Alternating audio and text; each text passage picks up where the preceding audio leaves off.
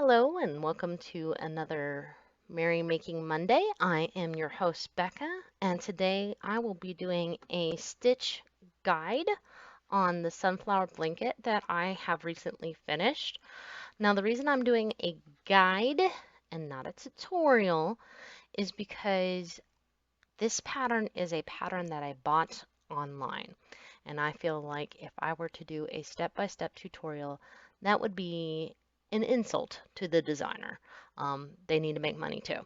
I'm going to be trying to be really, really good and find a link that I can put in the description box to take you to where I bought the design. Now, you might be able to find it somewhere else for free or figure it out based on my guide. That's up to you. So let's get started. So today for this guide, I will be using Red Heart Favorite Stripe. I know some people don't like Red Heart. I personally think it's great, especially after you wash it in liquid softener. It becomes quite soft, and especially this particular color, aptly named, I love rainbows. So the first thing you need to know for this is how to do a magic circle. And now I know a lot of people struggle with magic circle. I sometimes struggle with magic circle, but really all it boils down to is a really large slip knot. So if you're one of those people that struggles or you're having a day, just make a slip knot.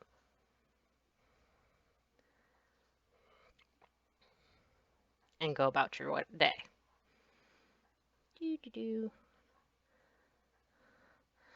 Now, the only difference here is that this ring is not adjustable that way, but if you pull on your tail, it will go smaller. So what I'm doing is I changed 3, and now I'm doing double crochets. And if you don't know how to do a double crochet, it's really simple. You start with 1 loop on your hook, yarn over or wrap it around, go under the ring, pull up, pull through 2, pull through, get back on there, pull through 2. And because you pull through twice, that's why it's called a double crochet. I don't know why it took me so long to figure that out, but there it is. Now for the original pattern, it was a 4-sided figure, and what's inside the ring is divisible by 4. I would imagine that if you want to make it a 5-sided figure, you do 5, and if you want to do a 6-sided figure, you do a divisible by 6.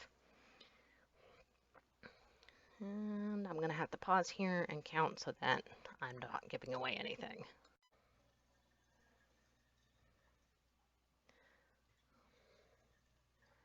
Now,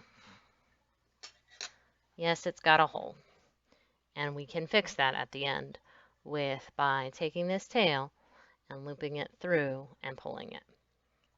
And I actually prefer that way because then if you don't secure it, the part in this middle is going to come completely unraveled, and you will unravel from the way in.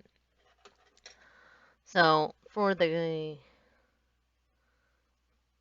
pattern, this is where it tells you to switch to white. I'm not switching colors, but then you do a puff stitch. So I'm going to chain 2 to get it up to the height that I need. And then I'm going to yarn over, go into the top of the double crochet, pull up, yarn over, go into the top of the double crochet, pull up, and then yarn over and go into the top of the double crochet and pull up.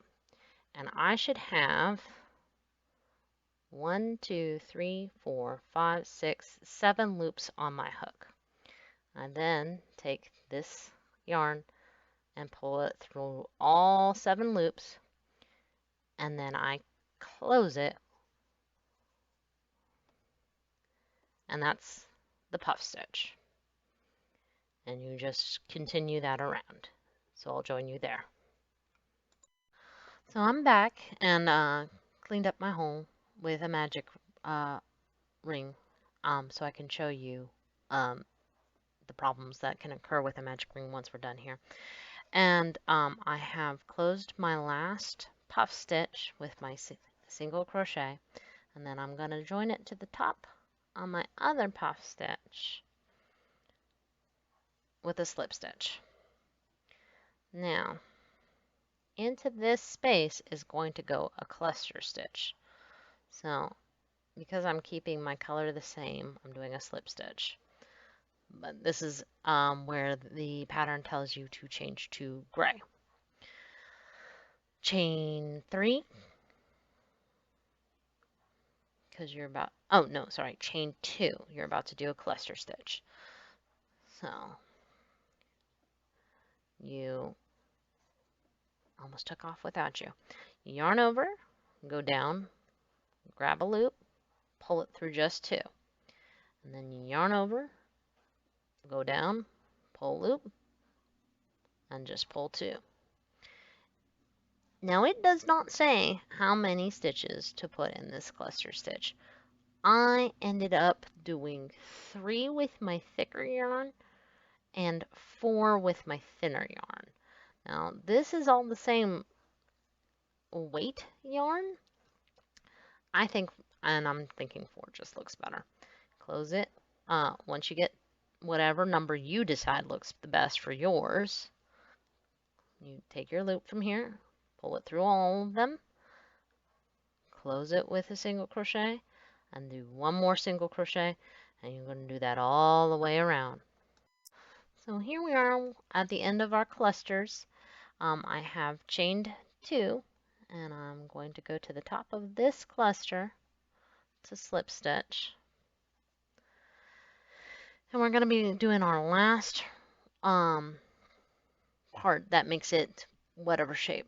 Now, I'm going to be telling you how to do a corner based on what is written in the pattern. So, I'm going to chain 2 and start with a half double crochet. So, I yarn over, loop down, grab the yarn, pull through all 3. And that first chain 2 counts as my first stitch. So I have a set of 3. And now I do a full double crochet. And I do a set of 3 of those.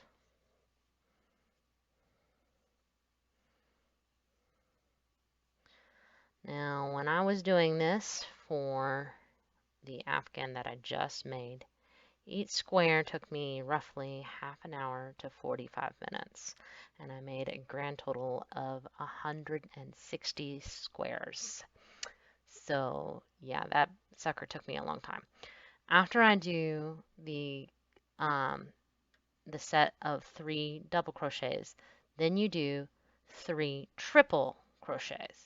So you wrap the yarn around the hook twice, go under, grab the yarn, pull through 2, that's 1, pull through 2, that's 2, pull through 2, that's 3, the aptly named triple crochet.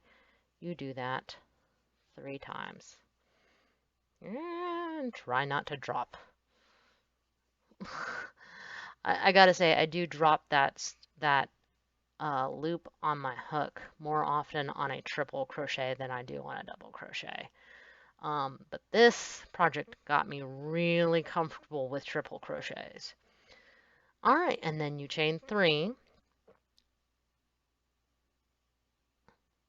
And then you do another 3 set of triple crochet. Not double crochet, Becca. Triple crochet. Thank you. What am I doing? And of course, this only makes 1 square. I kinda am liking the color changes that is happening on this red heart favorite stripe. I'm not completely sold on it. I don't know if I would make a whole Afghan out of this particular colorway. There are other colorways that I might try.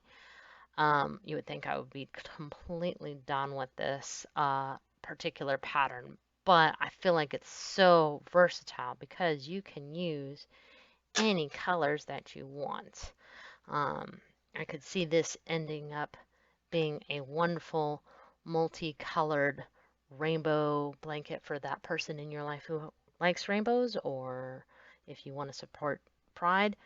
Um, but yeah, change this from, most sunflowers uh, have a dark yellow circle, then a lighter yellow circle. Um, I did not do that. This was actually more for a person who liked daisies.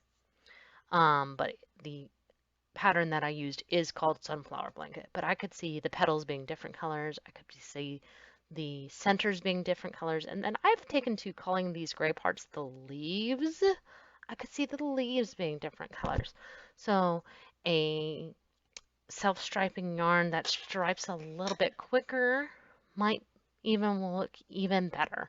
Um, and so I encourage you to go out there, do experiments, make mistakes, as Miss Frizzle says, and I'll see you next time. If there's something you have a question about, feel free to leave a comment below.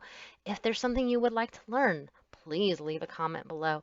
I'm willing to go as slow or as, well, maybe not as quick, because sometimes going quick is not a good thing. I came across a tutorial the other day where she went super quick, and I'm like, I've been crocheting for a long time, and even I had a hard time following it.